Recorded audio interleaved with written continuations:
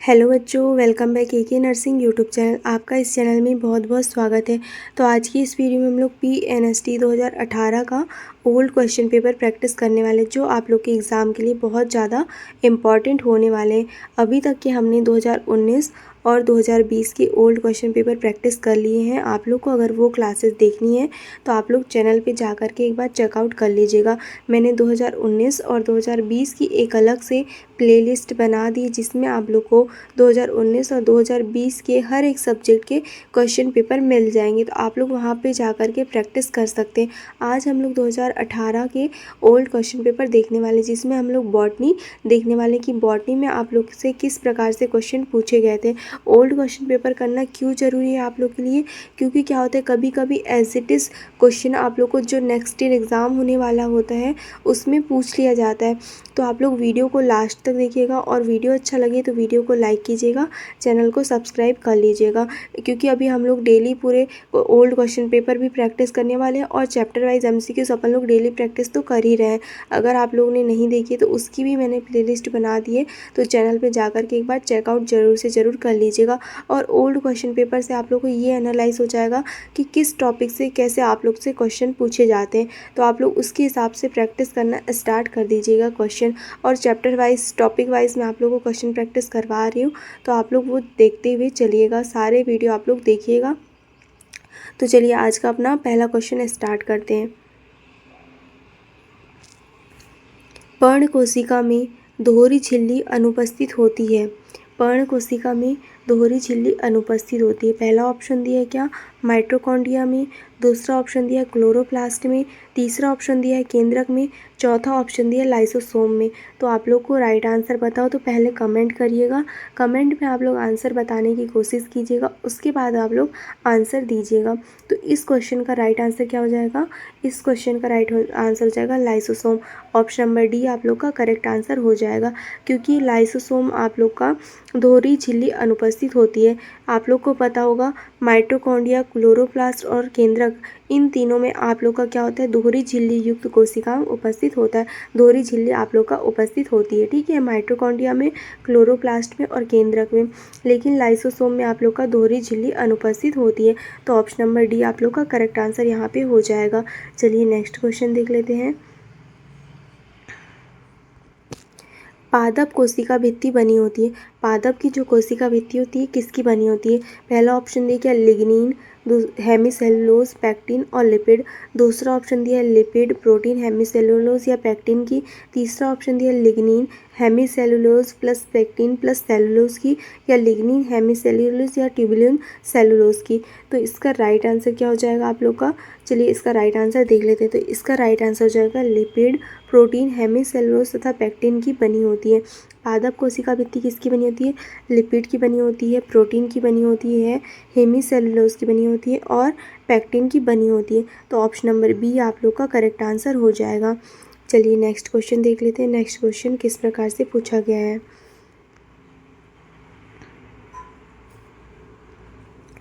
चल शुक्राणु अनुपस्थित होते हैं। चल शुक्राणु अनुपस्थित होते हैं। पहला ऑप्शन दिया है राइजोपस में। दूसरा ऑप्शन दिया है फिनेरिया में, साइकस में या फर्न में। तो इसका राइट आंसर क्या हो जाएगा, इसका राइट आंसर हो जाएगा आप लोग का राइजोपस में चल शुक्राणु अनुपस्थित होते हैं। ऑप्शन नंबर ए आप लोग का यहाँ पे करेक्ट आंसर होने वाला है। चलिए नेक्स्ट क्वेश्चन देख लेते हैं। नेक्स्ट क्वेश्चन किस प्रकार से आप लोग का पूछा गया है।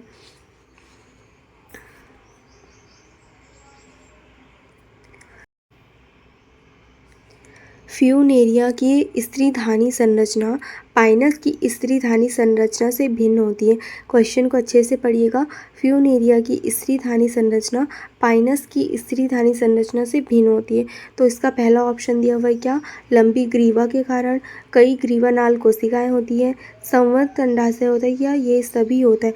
तो आप लोग को इसका राइट आंसर बताना है, राइट आंसर क्या हो जाएगा। तो इसका राइट आंसर हो जाएगा क्या, ऑप्शन नंबर डी आप लोग का करेक्ट आंसर हो जाएगा। क्या, इन सभी से आप लोग का अलग होता है, लंबी ग्रीवा से, कई ग्रीवानाल कोशिकाएं से, संवृत अंडता से। तो ये सभी आप लोग का सही हो जाएगा। ऑप्शन नंबर डी आप लोग का करेक्ट आंसर हो जाएगा। चलिए नेक्स्ट क्वेश्चन देख लेते हैं। नेक्स्ट क्वेश्चन क्या पूछा गया है। टोटल आज हम लोग 30 क्वेश्चन देखने वाले हैं। ये 2018 का ओल्ड क्वेश्चन पेपर है, जिसमें हम लोग बॉटनी के क्वेश्चन प्रैक्टिस कर रहे हैं। फिर हम लोग जूलॉजी के करेंगे, फिर केमिस्ट्री के करेंगे, फिजिक्स के करेंगे, उसके बाद इंग्लिश के करेंगे। पूरा पेपर एक साथ करना तो पॉसिबल नहीं है, इसलिए हम लोग एक एक करके सारे सब्जेक्ट के क्वेश्चन प्रैक्टिस करने वाले। मैंने आप लोग को वो PDF फॉर्म में इसलिए नहीं लाया क्योंकि वीडियो जैसे ही अपलोड किया जाता है तो वो थोड़ा ब्लर हो जाता है, उसमें आप लोग को क्लियर नहीं दिखता। इसलिए मैं आप लोग को ऐसे क्वेश्चन टाइप करवा करके ले आई हूँ, तो इससे आप लोग क्या क्वेश्चन आप लोग को क्लियर दिखेगा, जिससे आप लोग को पढ़ने में कोई दिक्कत नहीं होगी। इसलिए मैं आप लोग के लिए टाइप करवा करके ले आई हूँ। तो चलिए नेक्स्ट क्वेश्चन अपन देख रहे थे। क्या संवर्धन माध्यम को ठोस बनाने के लिए अगार अगार का उपयोग किया जाता है, जिसे प्राप्त किया जाता है। अगार अगार किससे प्राप्त किया जाता है, ये पूछा गया। सारगसम से, जिलेडियम से, यूलोथ्रिक्स से या आलवा से। तो इसका राइट आंसर क्या हो जाएगा? इसका राइट आंसर हो जाएगा आप लोग का जिलेडियम से। ऑप्शन नंबर बी आप लोग का करेक्ट आंसर हो जाएगा। क्या अगार अगार किससे प्राप्त किया जाता है? जिलेडियम से प्राप्त किया जाता है। ऑप्शन नंबर बी आप लोग का करेक्ट आंसर हो जाएगा। चलिए नेक्स्ट क्वेश्चन देख लेते हैं। नेक्स्ट क्वेश्चन क्या पूछा गया है।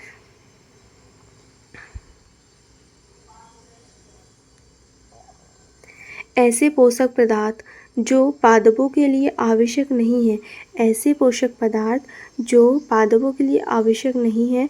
अपवाद क्या दिया हुआ है? फैबेसी, परंतु जंतुओं में जरूरी है तथा इसकी कमी से व्यक्ति को एनीमिया हो जाता है। साथ ही वह विटामिन B12 का समाकलित भाग है।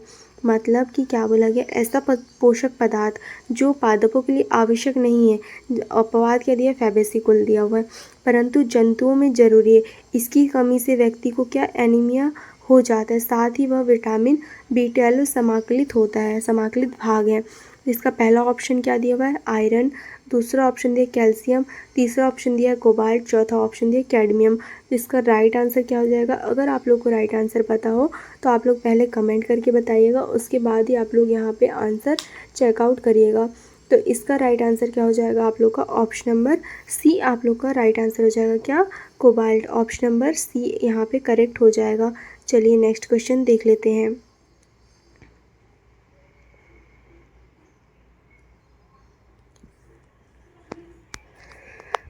टैगा संबंधित है। टैगा संबंधित है। पहला ऑप्शन दिया उत्तरी गोलार्ध के शीतोष्ण पतझड़ वनों से। दूसरा ऑप्शन दिया उत्तरी गोलार्ध के शीतोष्ण अर्ध पतझड़ वनों से। तीसरा ऑप्शन दिया उत्तरी गोलार्ध के शीतोष्ण लंबे घास स्थलों से। चौथा ऑप्शन दिया उत्तरी गोलार्ध के शीतोष्ण शंकुधारी वनों से। टैगा किससे संबंधित है आप लोग को बताना है। तो इसका राइट आंसर क्या हो जाएगा आप लोग का? टैगा किससे संबंधित हो जाता है आप लोग का? टैगा संबंधित होता है उत्तरी गोलार्ध के शीतोष्ण शंकुधारी वनों से। ऑप्शन नंबर डी यहाँ पे आप लोग का करेक्ट आंसर हो जाएगा। क्या?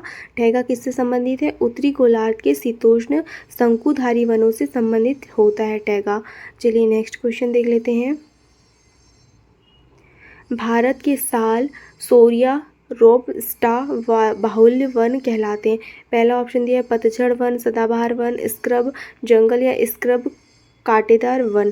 तो इसका राइट आंसर क्या हो जाएगा? इसका राइट आंसर हो जाएगा आप लोग का, चलिए देख लेते हैं राइट आंसर किस प्रकार से दिया हुआ है। तो इसका राइट आंसर हो जाएगा क्या?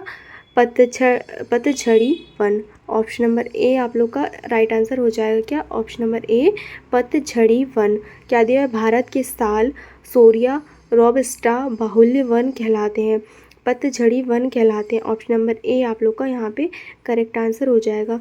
चलिए नेक्स्ट क्वेश्चन देख लेते हैं।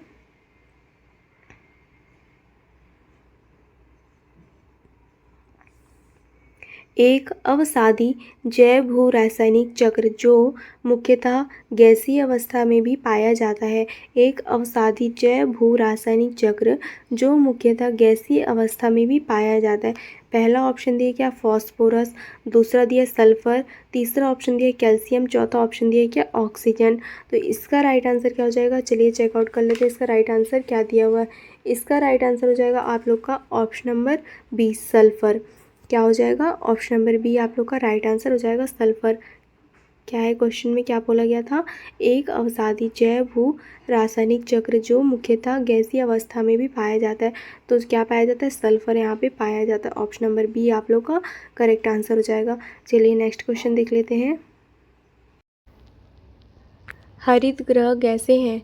तो इसके ऑप्शन दिए हुए हैं क्या, CO2, CFC, CH4 तथा N2O। यही आप लोग का करेक्ट आंसर हो जाएगा। ऑप्शन नंबर ए आप लोग का करेक्ट आंसर हो जाएगा। बहुत ईजी सा क्वेश्चन है, आप लोग 9th-10th में भी ये पढ़े होंगे, तो बहुत ईजी क्वेश्चन है। CO2, CFC, CH4 तथा N2 आप लोग का हरित गृह गैसें हो जाती। चलिए नेक्स्ट क्वेश्चन अपन लोग देख लेते हैं क्या दिया हुआ है। मोनेरा में क्या होता है, ये आप लोग का क्लास 11th का 3rd चैप्टर प्लांट किंगडम से रिलेटेड क्वेश्चन यहाँ पे दिया हुआ है, ठीक है। तो ये क्वेश्चन आप लोग का डायरेक्टली NCERT बेस्ड पूछा गया है। मैं इसलिए आप लोग को बोलती हूँ कि NCERT लेकर के चलिए, क्योंकि NCERT बेस्ड ही आप लोग के आजकल MCQs पूछे जाने लगे हैं। तो NCERT को आप लोग आधार मान के चलिए और यहाँ पर क्वेश्चन प्रैक्टिस कीजिए। तो चलिए इसके ऑप्शन देख लेते हैं। झिल्लीबद्ध न्यूक्लियोप्रोटीन कोशिका द्रव्य में स्वतंत्र रूप से पाए जाते हैं। दूसरा ऑप्शन दिया है क्या, जीवन युक्त न्यूक्लियोप्रोटीन, जीन युक्त न्यूक्लियोप्रोटीन संघनित होकर सघन द्रव्यमान में व्यवस्थित होते हैं।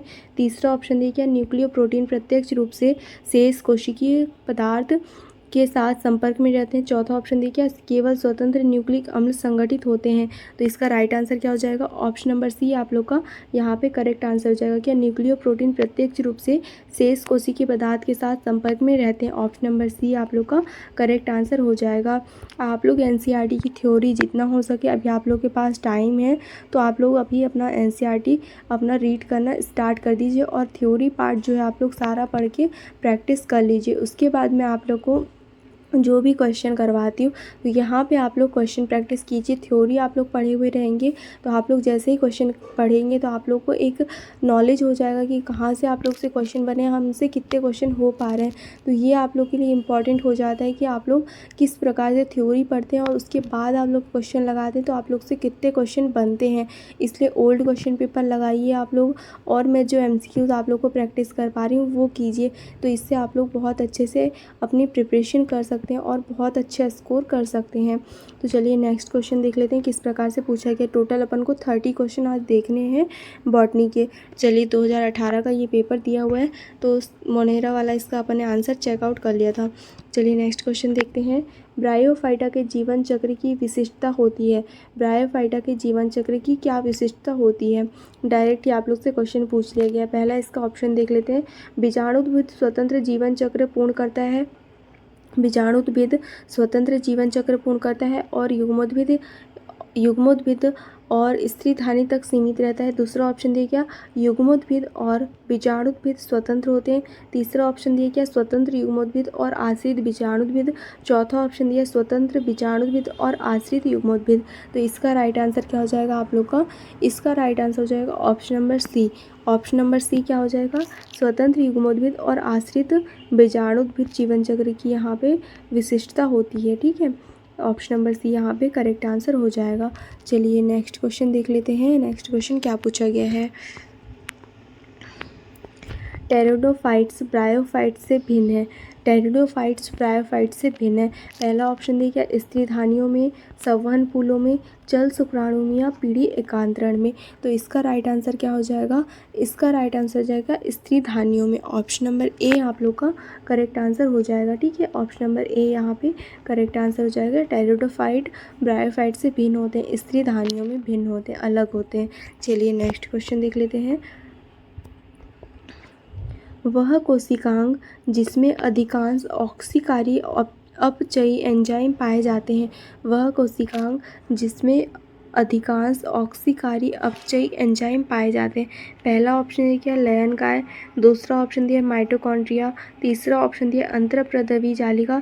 चौथा ऑप्शन दिया क्या, गोल्जी काय। तो इसका राइट आंसर क्या हो जाएगा आप लोग का, इसका राइट आंसर हो जाएगा आप लोग का माइटोकॉन्ड्रिया, ठीक है। ऑक्सीकारी अपचयी एंजाइम किस में पाए जाते हैं आप लोग का, माइटोकॉन्ड्रिया में पाए जाते हैं। ऑप्शन नंबर बी आप लोग का यहाँ पे करेक्ट आंसर हो जाएगा।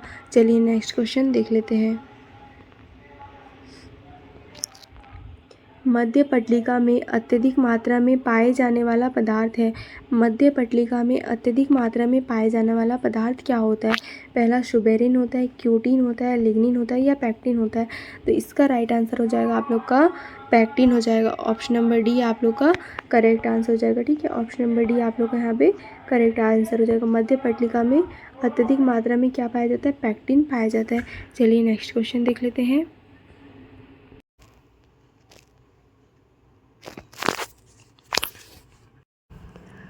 पोलीगोमन प्रकार का एक भ्रूणपोष है। पोलीगोमन प्रकार का भ्रूणपोष क्या होता है?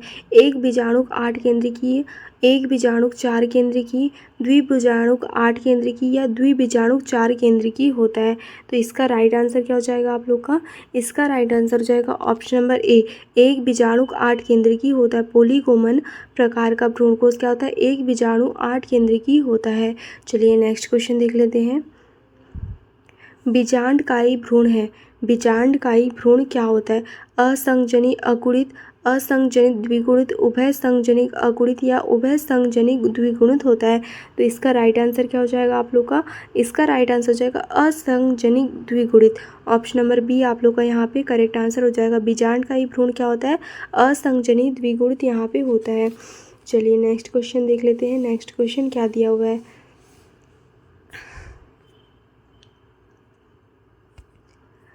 कैलस संवर्धन में जड़ों को प्रेरित किया जा सकता है। कैलस संवर्धन में जड़ों को प्रेरित किया जा सकता है ऑक्सिन की उपस्थिति और साइटोकाइनिन की अनुपस्थिति में। ऑक्सिन की अधिक मात्रा और साइटोकाइनिन की न्यून मात्रा। तीसरा ऑप्शन देखिए, साइटोकाइनिन की अधिक मात्रा और ऑक्सीजन की न्यून मात्रा, या ऑक्सिन और साइटोकाइनिन की समान मात्रा में। कैलस संवर्धन में क्या पूछा गया? जड़ों को प्रेरित किया जा सकता है। कौन से हार्मोन से आप लोग का मतलब साइटोकाइनिन को संवर्धित किया जाता है? तो चलिए इसका राइट आंसर देख लेते हैं। राइट आंसर क्या दिया हुआ है? चलिए देखते हैं इसका राइट आंसर किस प्रकार से यहाँ पे दिया हुआ है। इसका राइट आंसर क्या हो जाएगा? ऑक्सिन की अधिक मात्रा और साइटोकाइनिन की न्यून मात्रा में जड़ों को प्रेरित किया जाता है। ऑप्शन नंबर बी यहाँ पे आप लोग का करेक्ट आंसर हो जाएगा। कैलस संवर्धन को प्रेरित कौन करता है? ऑक्सिन की अधिक मात्रा और साइटोकाइनिन की न्यून मात्रा में आप लोग का कैलस संवर्धन में जड़ों को प्रेरित किया जाता है। तो ऑप्शन नंबर बी यहाँ पे आप लोग का करेक्ट आंसर हो जाएगा। चलिए नेक्स्ट क्वेश्चन देख लेते हैं। नेक्स्ट क्वेश्चन क्या पूछा गया है?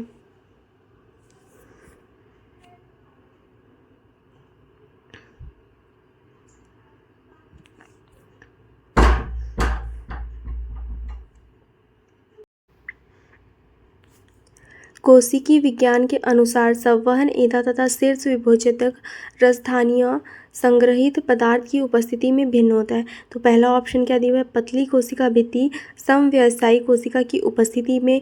दूसरा ऑप्शन दिया है मोटी कोशिका भित्ति समव्यायी व अरिदीर्घित कोशिकाओं की उपस्थिति में। मोटी अरीय कोशिका भित्ति समव्यायी या अरिदीर्घित कोशिकाओं की उपस्थिति में। चौथा ऑप्शन देखिए, पतला जीवद्रव्य समव्यायी कोशिकाओं की उपस्थिति में। तो इसका राइट आंसर क्या हो जाएगा? मोटी अरीय कोशिका भित्ति समव्यायी या व अरिदीर्घित कोशिकाओं की उपस्थिति के कारण। ठीक है, ऑप्शन नंबर क्या हो जाएगा? ऑप्शन नंबर सी यहाँ पे आप लोग का करेक्ट आंसर हो जाएगा। चलिए नेक्स्ट क्वेश्चन देख लेते हैं। प्रकाश संश्लेषण की प्रक्रिया है।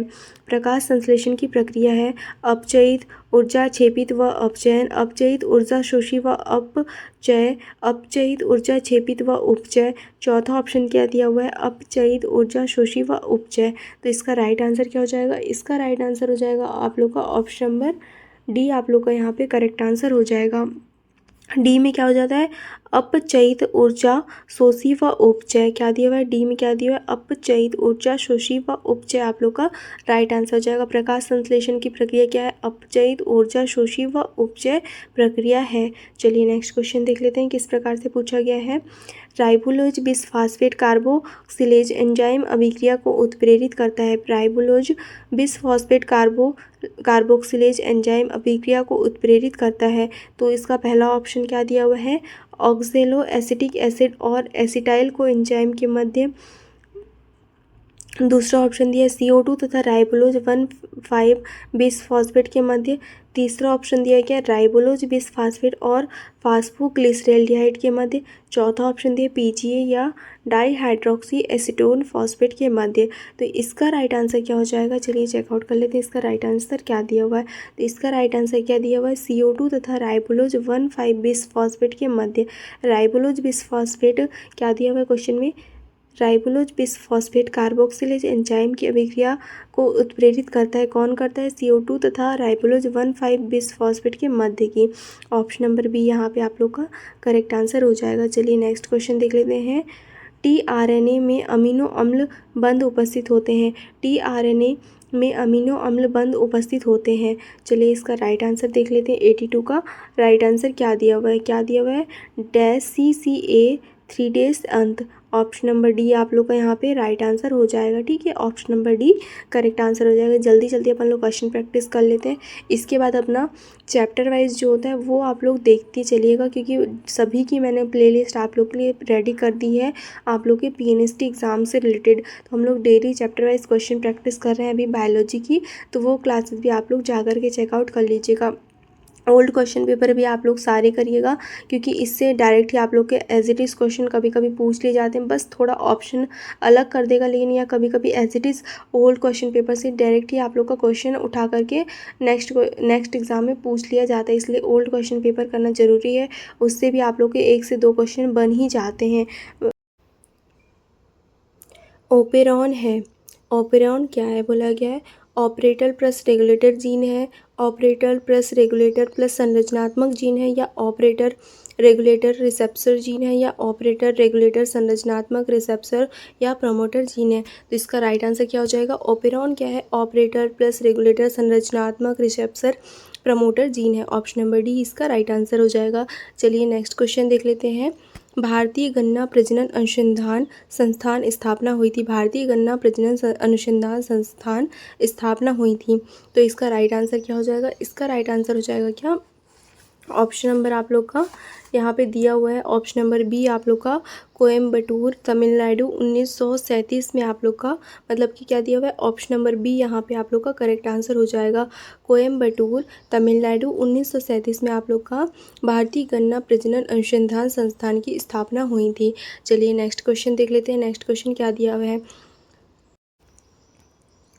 रेस्ट्रिक्शन एंडोन्यूक्लियस का उपयोग में लाया जाता है। डीएनए को विशिष्ट स्तर पर काटने के लिए एक आणविक कैंची के रूप में, या डीएनए खंडों को जोड़ने के लिए आणविक सीमेंट की तरह, न्यूक्लियोटाइड को बनाने के लिए एक आणविक प्राइमर की तरह, या डीएनए को तोड़ने के लिए आणविक खंडन में। तो इसका राइट आंसर क्या हो जाएगा?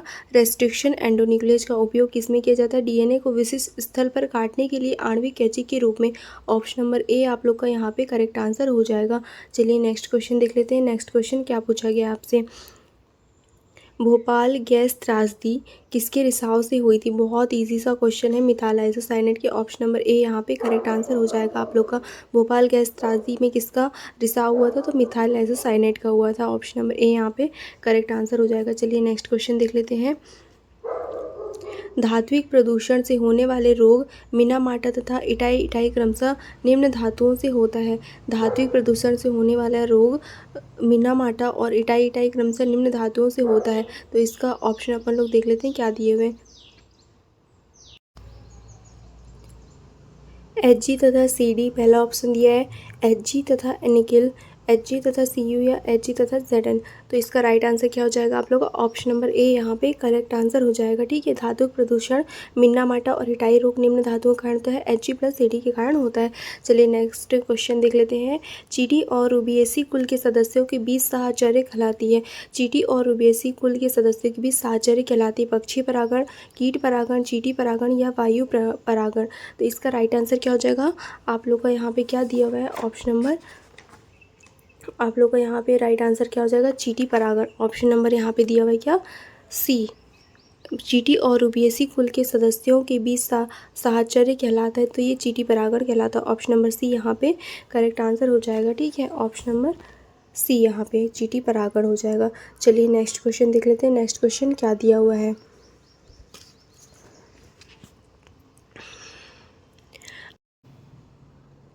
अधिकांश द्विबीजपत्री स्तंभों में कक्षीय कलिका विकसित होती है। रमभंजन से अंतर्जात, परिरंभ से अंतर्जात, बाह्य वेलकुट से बहिर्जात या बाह्य त्वचा से बहिर्जात। तो इसका राइट आंसर क्या हो जाएगा? बाह्य वेलकुट से बहिर्जात। ऑप्शन नंबर सी यहाँ पे आप लोग का करेक्ट आंसर हो जाएगा। चलिए नेक्स्ट क्वेश्चन देख लेते हैं। प्रांकुर चोल है, प्रांकुर चोल है। पहला ऑप्शन क्या दिया है? मूलांकुर का आवरण, बीजपत्र का आवरण, प्रांकुर का आवरण या प्रांकुर का समानार्थी। तो इसका राइट आंसर क्या हो जाएगा? इसका राइट आंसर हो जाएगा ऑप्शन नंबर सी। क्या दिया हुआ है? सी में प्रांकुर का आवरण हो जाएगा। ऑप्शन नंबर सी यहाँ पे आप लोग का करेक्ट आंसर हो जाएगा। आज अपन ने 30 क्वेश्चन प्रैक्टिस कर लिया है 2018 का ओल्ड क्वेश्चन पेपर बॉटनी का, ठीक है।